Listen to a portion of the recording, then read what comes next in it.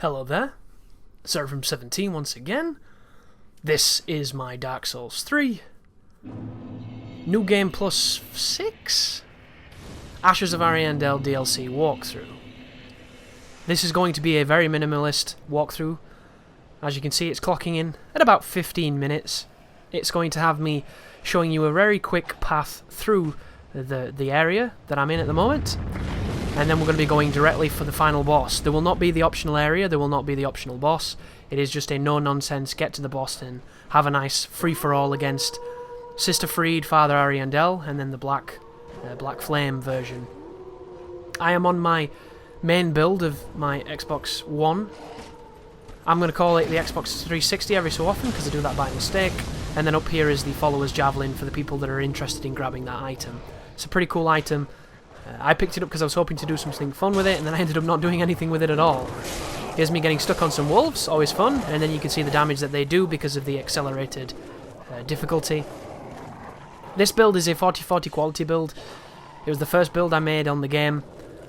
It was designed to use the Carthus curved sword, which, since I stopped playing the game, has become almost notorious for being a meta weapon. Apparently everybody's been using it, and before you give me any shit for using it, I was using it in the first week of the game. So I'm not one of these meta people. This is just an old build, guys, so I apologise if you don't like looking at it because you're frustrated with that weapon, but I thought it looked really cool. I really liked all the engravement on its blade, and I liked that it was essentially just a Falchion with some good range. And it had bleed, of course. But now, apparently, there's horror stories involving this weapon, so I'll acknowledge it, but I am not that horror story, because I have not PvP'd since May, which is a very long time ago now. But here's me wearing my cat ring. A couple of the rings I like to PvE with on this build. I like the Obscuring ring, because it's like the Thief ring. It enables me to get away with murder. I like wearing Slumbering Dragon Crest, so that nobody can hear my approach, and I can run past enemies without hassle. And I like wearing the cat ring, so I take no damage from falls. The weapon that I'm using right now has its own light source, which is quite interesting. And it is the scythe that is made from the soul of Father Ariandel. So this is indeed the scythe that you're going to see the boss use later on, and that is its weapon skill. You walk like a beast and do incredibly curvy horizontal forward momentum slashes with it. You're not going to see me use it though, guys. I know it's a bit of a cop tease, but it's also one of those weapons that the scythes in this game are very slow, and this one's got really good damage, but the statistics are kind of split up on it because you have to have a lot of requirements, so I don't think you're going to see me use this. You're also not going to see me fight this guy because I'm going to run past him, because this dude is a murdering machine on the higher New Game Pluses. An absolute murderer of players, but he cannot figure out ladders, it seems, so you have some security in the notion that you're more intelligent than him, which is nice. So I'm going to boost into the settlement. Just to the left here is the bonfire. I'm going to hit it up, and I'm probably going to change my gear at the moment. My Fashion Souls is a bit hit and miss. There's a couple of parts of it I like, other parts I'm wearing because of the weight. It's kind of all of same colour, it's quite colour coordinated, I do quite enjoy it. And from this point we're going to be quickly sprinting. There's a quick blossom so that we can get that stamina back quite quickly. Run past the guys who try to push you off the edge. Run past the bird that tries to vomit on you. I believe he thinks we're one of his young, he's trying to regurgitate a little bit of his dinner, sharing it with his family, which is always nice of him. And then we can get onto the roof and quickly skim past the Harry Potter bird fetuses, or whatever the hell they are.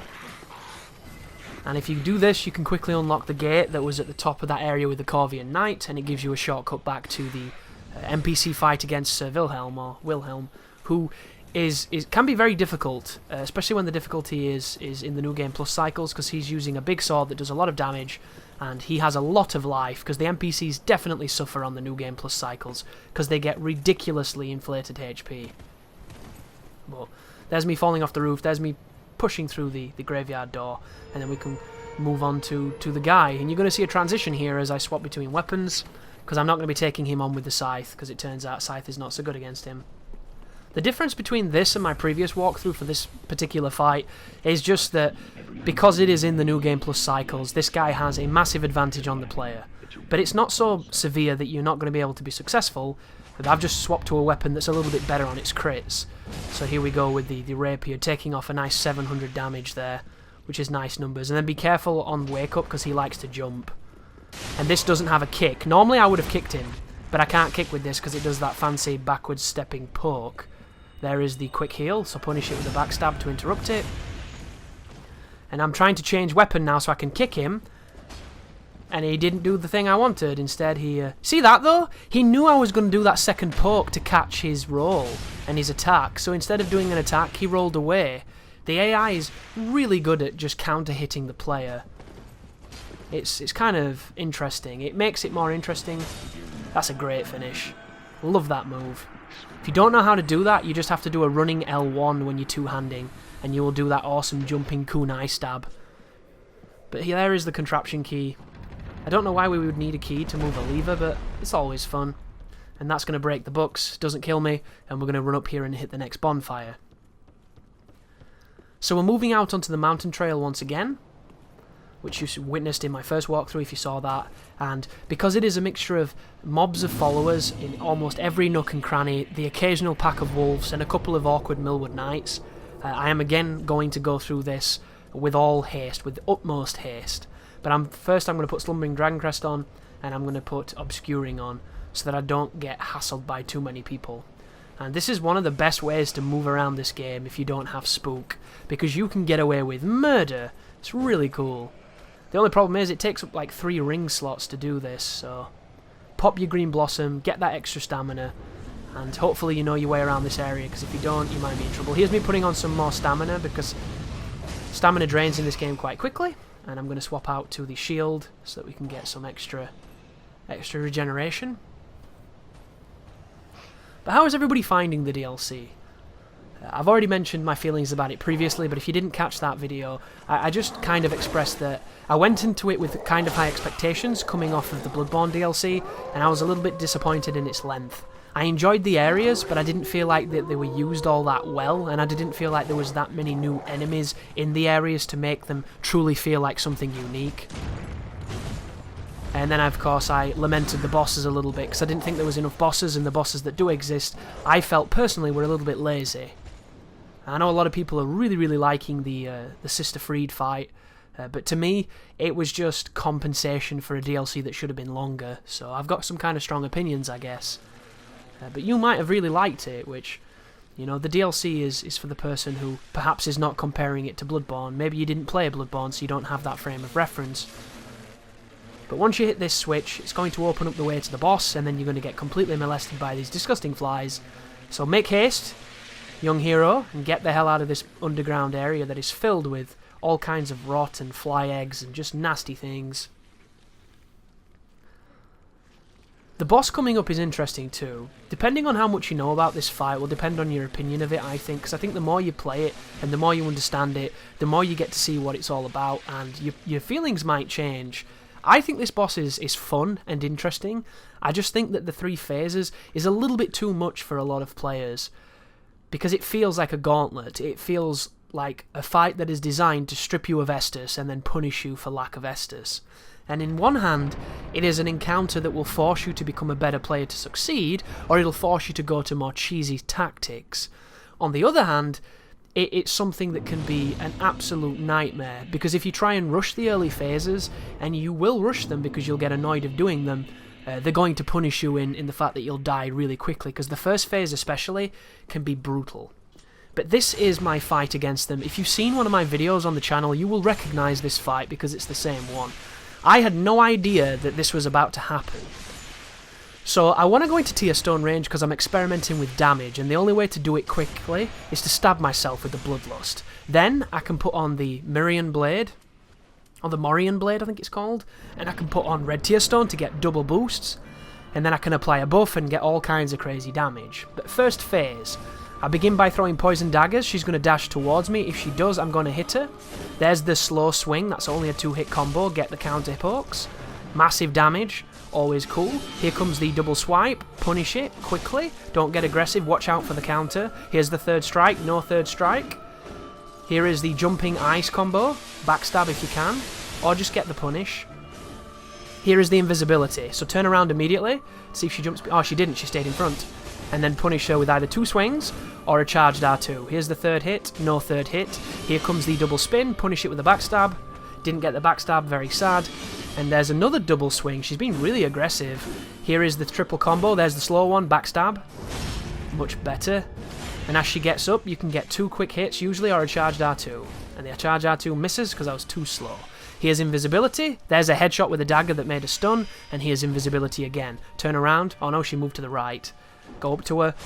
Backstab, 2 hits, or charged R2. 1 hit, 2 hit, no third hit. Backing up, invisible again. No, she's doing double slash. Punish the double slash. First phase is dead. So now, Father Ariandel is going to be backing up Sister Friede, and it gets a little bit more interesting. Can you see a problem though? Killing that boss, or just the time it took to kill that boss, I regenerated because I'm using a Cestus that is blessed, and it put me out of Tear Stone range. I thought the boss gave me life originally, and I was really confused, but the Cestus regeneration got me out of Tear Stone, so I had to stab myself to get back into it, which was really confusing at the time, and I was so just... I didn't know what was going on. I was truly confused at this point, and I was losing it a little bit. But I recovered, I got back into Tear Stone range, and then here is the Father Ariandel's breath, so watch the damage you can do. If I'd have put a resin on here of bleed instead of having to stab myself, I could have done some sick bleed just then. That would have been ridiculous. Here comes the 4 hits from the pot. Make sure to get in front of it so it doesn't land on you, and she's healing, so punish her. The backstab's going to do great damage, and then when she gets up, you're going to be able to hit her twice. Look at Father when you do this. Whatever Father's doing, there's the triple hits of the pot, go to his left-hand side and punish him, or just get out of dodge. Here comes the triple pot again, go to his left, and then hit his arm twice, and then get out of there. Or continue to hit, but just always be aware that Sister Friede is going to be laying those traps to get you off guard with the ice. Here she goes again. Here's the massive AoE, do not go anywhere near it. She's just chilling out, so use the sprinting feature of the lock-on that Dark Souls 2 blessed us with, and here is the quadruple pod hit. So roll into the last hit and hit his arm, and you should be able to finish him. That's the end of the second phase. So if you've got a bow, you can put your bow on right now, wait for her to get back up, and then hit her a few times with the bow. This was me experimenting with a buff, if you're wondering. I didn't think I was going to get this fight on this run, because I normally make silly mistakes and I don't have any life, so boom, it's over. But what I do now is keep pressing lock-on to try and get a lock-on on her as soon as you can. Stick her full of knives. If you don't have a bow, hit her with some kind of range move, and then the fight begins. She always opens up with this. If you sprint, you can punish it.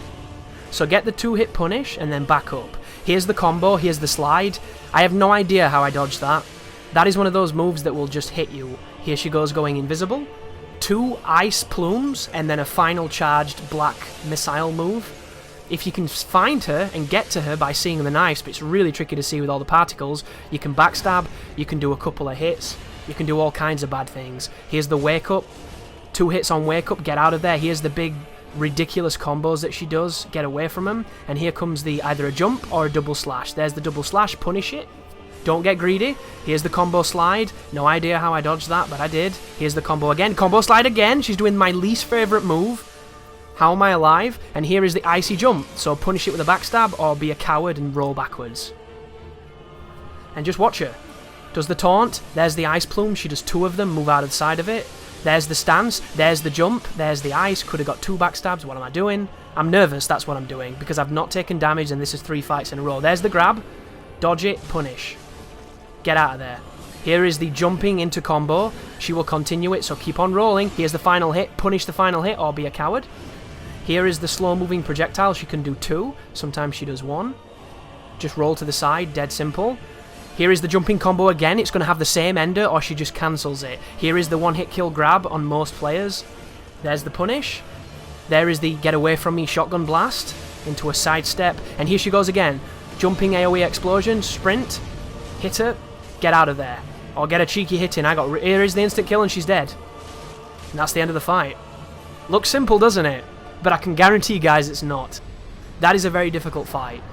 But it gets easier the more you do it because you understand that the first phase is all about being aggressive and killing it quickly. Second phase is actually the easiest phase, but it's about being intelligent and not putting yourself in a bad spot and not getting too greedy. And then the third phase is just a bastardization of the Abyss Watchers, of Maria from Bloodborne, and you can learn those patterns really quickly because you've done those bosses before and you know how they work. There's my stats for people wondering. 40-40 build, 29 endurance, 40 life. Here is my weapons and my equipment if anybody wants to imitate what I did in that video. There's my armor pieces, there's the weapons. And then I'm going to show you what my damage was once I was in Tearstone range, because I'm going to do the Bloodlust again, to give you an idea of the numbers I was rocking when I was hitting those bosses. So for me, on my life bar, I have to do about 4 to 5 stabs. You need to be careful of the bleed though, because if you bleed too quickly you can kill yourself. I've done it a lot. So there's the Yoshimitsu dance, that's the end of it, and I'll show you my my stats for the weapon now. Swap to the weapon, there we go. So my stats in that was that 630? I can't see because of the resolution of the preview window, but it was 6-3 something. That's quite a lot of damage. It adds up, especially if you're hitting as quickly as I was. Put a bleed resin on that and you will do some insane damage. That is one way of beating the boss. There's many others. Knock yourself out and have fun doing them. But that's it from me, guys. Thank you very much for watching. You take care now.